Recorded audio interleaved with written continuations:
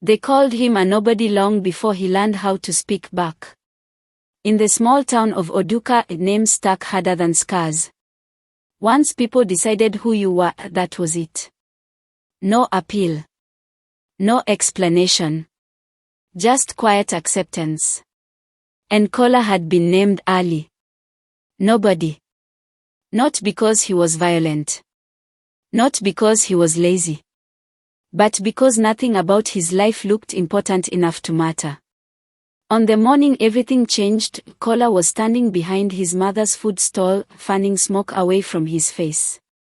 The sun was already angry, climbing fast into the sky, baking the red earth and the rusted zinc roofs. The smell of fried akara mixed with dust and diesel from passing buses. Kola. Don't burn it, his mother snapped without turning. Yes, Mama, he replied softly. That was how he always spoke. Soft. Careful. Like someone afraid his voice might break something. People passed the stall without looking at him. Some looked at his mother, some at the food, but almost nobody looked at Kola. And when they did, it was the same look every time, pity mixed with quiet judgment. That's the boy. The one who failed out of school.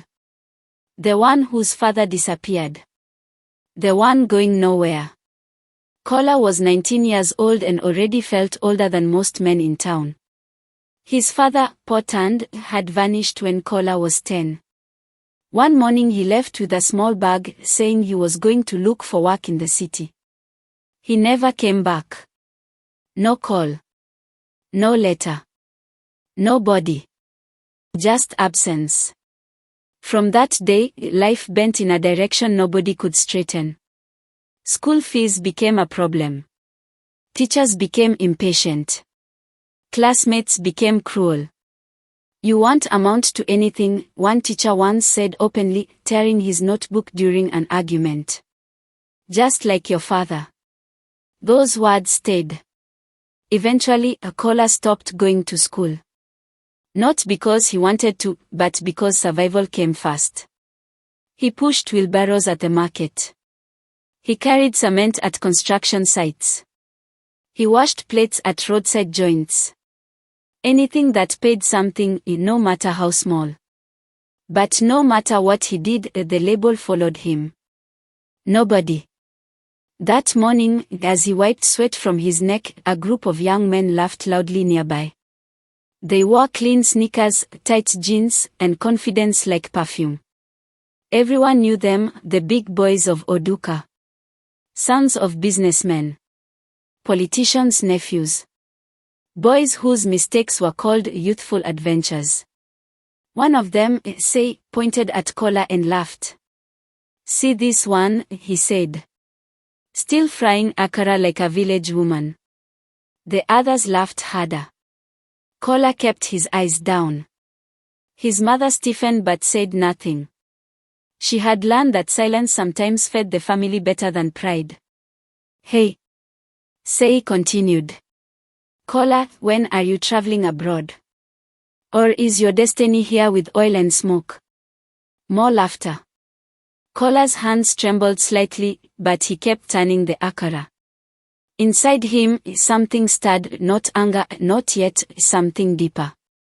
A quiet ache. A tired question. Is this all my life will be? Just then, a loud horn blasted nearby. A black SUV rolled into the market, slow and deliberate. It didn't belong there. People turned to look. Dust rose as it stopped. The car door opened, and a tall man stepped out. He was older, maybe in his late 50s. Gray hair. Dark glasses. Well dressed but simple. Not flashy like politicians. There was something calm about him, the kind of calm that made noise feel unnecessary. He stood still for a moment, scanning the market like he was searching for something specific. Then his eyes landed on Kola.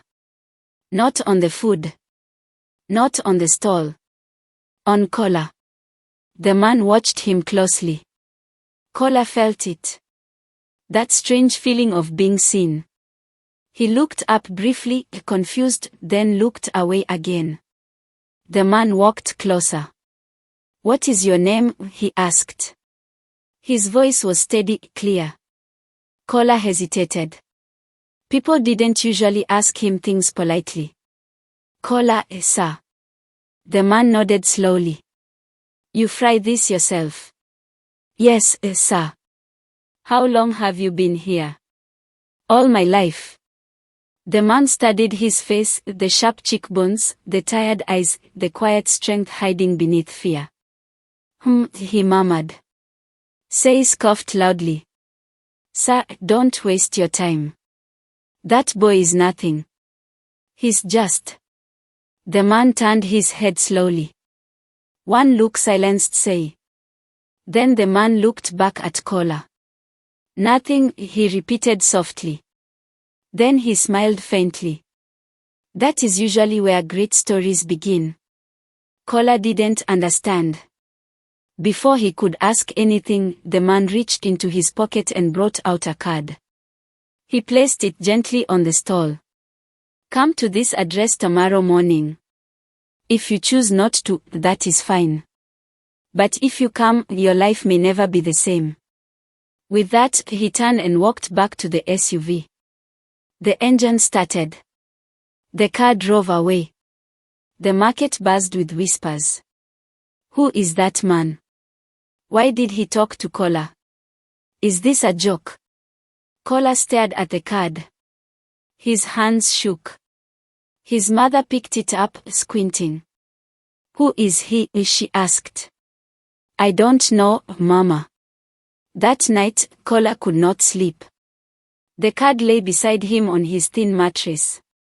He read it over and over, even though the words didn't change. An address in the city. A name, Mr. Adiwale Bakare. He thought of all the times hope had disappointed him. All the promises that led nowhere. But something felt different. Not loud. Not dramatic. Just certain. At dawn, before the town fully woke, Kola stood up. His mother watched him quietly. Are you going? She asked. Yes, Mama.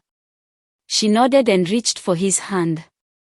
Whatever happens, she said softly, remember this, they may call you a nobody, but God never creates nothing. The journey to the city felt longer than it should have. Kola sat by the window of the bus, watching Oduka fade behind him, the dusty roads, the familiar trees, the market that had been his whole world. His heart beat fast, not from excitement, but from fear. What if this is a joke? What if I embarrass myself? What if I go there and they laugh at me like everyone else? The bus rattled forward anyway. When he finally arrived, the city greeted him with noise and impatience. Horns blared. People walked fast, like time itself was chasing them. Tall buildings blocked the sky. Kola felt small, almost invisible again. He checked the card for the 5th time. The address led him to a quiet street, strangely calm compared to the chaos outside. At the end of the road stood a large compound with a simple gate. No loud sign. No guards shouting. Just a small plaque that read, Bakare Foundation. Kola hesitated before knocking. A woman opened the gate and looked him over. His worn sandals. His faded shirt. His nervous eyes. Yes. I'm looking for Mr. Adiwale Bakare, Kola said. She studied him for a moment, then stepped aside. Come in. Inside, the compound was clean and green. Trees. Benches. People sitting quietly, reading, typing, talking in low voices. It didn't feel like a rich man's place. It felt like a place of purpose. The woman led him into a modest office. Mr. Bakare stood by the window, hands behind his back. You came, he said without turning. Yes, sir. Mr. Bakare turned and smiled. Good. Sit. Kola sat at the edge of the chair, back straight, hands clasped tightly. "Tell me about yourself," Mr. Bakea said. Kola opened his mouth, then closed it again. "What do you say when your life feels like one long apology?" I help my mother sell food," he began slowly. "I didn't finish school. My father left. People think I'm useless." Mr. Bakea nodded, listening carefully. "And what do you think?" The question caught Kola off guard. I don't know, sir," he said honestly. "Sometimes I feel like they're right." Mr. Bakea leaned forward. "Let me tell you something," he said quietly. "Most people never discover who they are because they accept who others say they are." He stood up and walked to a shelf, pulling out a dusty old file. "I grew up poorer than you," he continued. "I slept under tables. I hawked pure water. People mocked me too." Kola's eyes widened. "You?" he asked before he could stop himself. Mr. Bakea chuckled. "Yes. Me." He opened the file and showed Kola an old photograph. A young boy, barefoot, skinny, standing beside a roadside stall. "That boy was called Nothing," Mr. Bakea said. "But nothing can become anything if it survives long enough." Kola felt something shift inside his chest. "I've been watching young people like you for years," Mr. Bakea continued. "Not the loud ones. Not the confident ones. The quiet ones. The forgotten ones." "Why me?" Kola asked. Mr. Bakea looked at him steadily. "Because when everyone insults you and you still show up every day to help your mother, that tells me something about your spirit." Kola lowered his head, overwhelmed. "I want to help you," Mr. Bakea said. "But help is not free." Kola's heart dropped. "I don't have money, sir." "I don't want money," Mr. Bakea replied. "I want commitment." He slid a paper across the table. 6 months, he said. "Training. Discipline. Hard work. You'll study. You'll learn skills. You'll be tested." "Many people quit before 3 months. And if I pass?"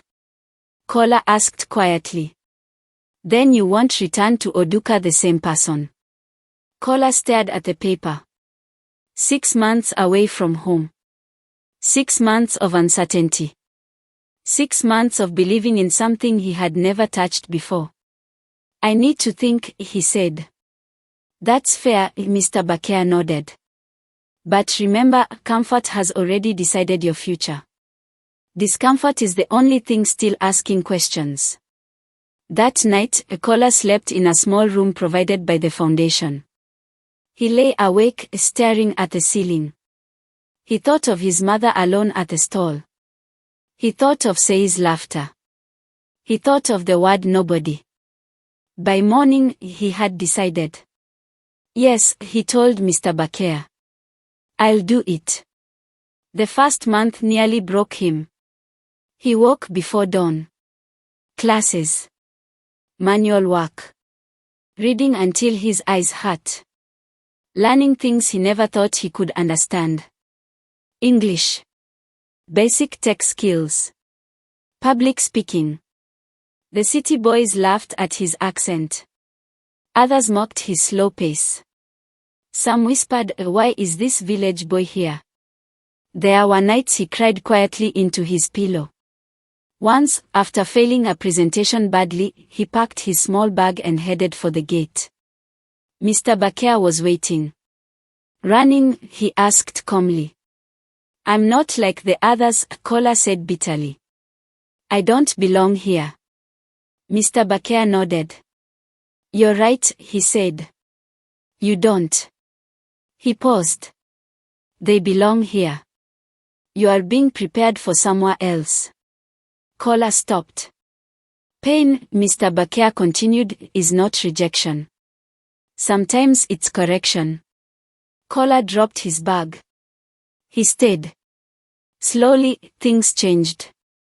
He began to understand faster. His confidence grew quietly.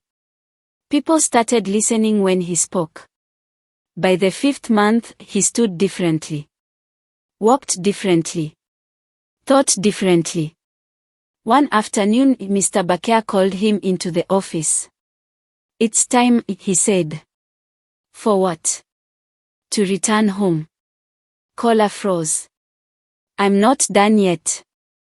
Mr. Bakea smiled. "You are." He handed Kola a sealed envelope. "Your town is about to test you," he said. "Do not explain yourself. Let your actions speak."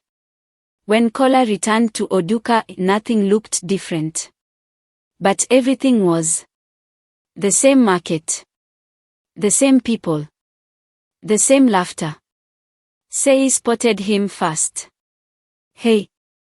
Nobody has returned," he shouted, laughing. People laughed with him. Kola smiled politely. Destiny was no longer silent. It was waiting. Kola did not announce his return.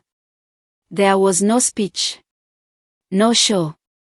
No explanation. The next morning, he woke up early, bathed quietly, and went straight to the market, not to fry akara, but to observe. People noticed immediately. Not because he looked rich. Not because he looked powerful. But because he looked different. His back was straight. His eyes were calm. His steps were steady. "Is that Kola?" someone whispered. "Yes, but something has changed." He walked past his mother's old stall. She was there, just as always, arranging beans and oil. When she saw him, she froze. "Kola." "Good morning, Mama," he said gently. She stared at him for a long moment, then touched his face, as if to confirm he was real. "You look taller," she said softly. He smiled. "I feel taller." That day, Kola helped her work like before. But something else happened. He spoke to people. Not loudly. Not proudly. Just clearly. When a woman complained about bad roads affecting business, he listened. When a young boy struggled to read a sign, he helped him sound the words. When two traders argued over space, he calmly settled it. People noticed. By evening, whispers followed him. "Who taught him to talk like that? He sounds educated. He's not the same boy." Sei noticed too. That afternoon, he confronted Kola openly. "So you went to the city and came back with grammar?" Sei mocked. "Is that your destiny?" Kola looked at him calmly. "No," he said. "This is just preparation." The laughter that followed sounded unsure. 2 days later, the town crier announced a meeting. A big one. "A foundation from the city is coming," the man shouted. "They want to invest in Oduka. All youths and elders must attend." The market buzzed. Who? Why Oduka? What kind of investment? On the day of the meeting, the town square was full. Chiefs sat in front. Youths crowded behind. Mothers stood under trees. Sei and his friends occupied the front row confidently. Then the black SUV arrived. The same one. Mamas spread like wildfire. Mr. Adiwale Bakea stepped out. Some elders recognized him immediately. That man. He's powerful. He owns companies in Lagos. Mr. Bakea greeted the elders, then stood before the crowd. "I am here," he said, "because this town raised someone special." People exchanged confused looks. "I am launching a youth development center here," he continued. "Skills. Training. Funding. Opportunities." Cheers erupted. "But," he added, raising his hand, "I will not run it." Silence fell. I believe leadership should come from among you. He turned slowly. Kola. Every head snapped around. Kola stepped forward. The same boy they mocked. The same boy they ignored. Say's face drained of color. This young man, Mr. Bakea said, has been trained under my foundation. He will lead this project. Gasps filled the air. That's the Akara boy, someone shouted. Yes, Mr. Bakea replied. And he is also the most disciplined, honest, and capable young leader I have trained. Say stood up angrily. This is a mistake, he protested. We know him. He's a nobody. Mr. Bakea smiled calmly. Then allow me to correct you, he said. He turned to the elders. Kola was offered easier paths. He chose the harder one. While others laughed, he learned. While others slept, he prepared. He looked at the crowd. Destiny does not ask for permission from popularity. The elders murmured in agreement. Kola stepped forward, heart pounding. He took a deep breath. I won't insult anyone, he began. I won't remind you of what you said about me. He looked directly at Say. I just want to build something here for people like me. For people who are told they are nothing. Silence. Then, applause. Slow at first. Then louder. Then unstoppable. Even those who once laughed joined in. Say sat down slowly, unable to meet anyone's eyes. Weeks passed. The center opened. Young people enrolled. Skills were learned. Hope returned. Kola worked harder than anyone. He arrived first and left last. He paid his mother's stall workers fairly. He funded school fees quietly. He never boasted. One evening, as the sun set, Kola sat beside his mother outside their home. You were never a nobody, she said softly. They just couldn't see. Kola smiled. I couldn't see either, he replied. Not until destiny spoke. Across town, people told the story differently now. Did you hear about Kola? Yes, the boy they called nothing. He turned out to be everything. And that is how destiny works. It whispers to the quiet ones. It waits in the shadows. And when it finally speaks, even the loudest must listen.